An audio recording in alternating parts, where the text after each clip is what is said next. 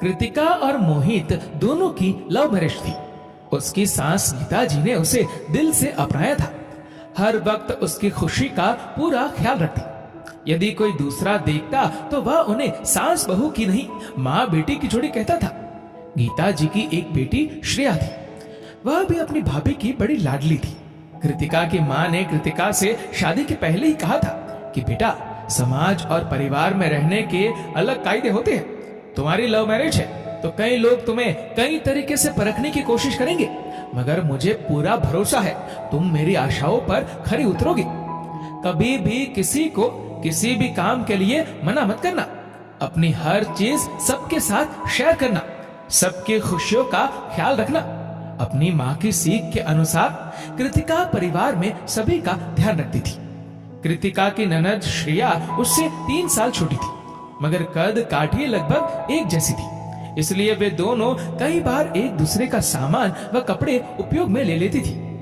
एक बार मोहित ने कृतिका को हनीमून पर पहनने के लिए एक टी शर्ट और जीन्स ला करके दी थी, मगर किसी कारणवश वे लोग हनीमून पर नहीं जा सके और कृतिका की नई नई शादी हुई थी, इसलिए वह जीन्स घर में नहीं पहनती थी।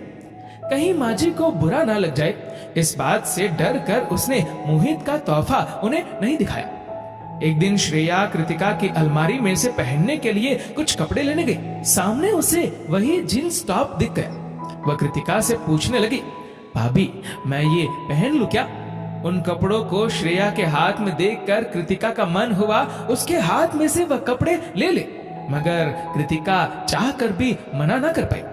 वह उसके लिए शादी के बाद पति का पहला गिफ्ट था, जो वो चाहते थे कि कृतिका पहने, मगर कृतिका के कुछ नहीं कह पाने के कारण श्रेया वही कपड़े पहन कॉलेज चली गई। वापस आई तो मोहित भी ऑफिस से आ चुका था। उसने श्रेया को वही ड्रेस पहने देखा तो उसे कृतिका पर गुस्सा आया। वह कमरे में कृतिका पर गुस्सा कर रहा था। यदि तुम्हें पसंद नहीं थे तो तुम मुझे बता देती। इस तरह मेरा दिया हुआ तोहफा तुमने श्रेया को क्यों दे दिया?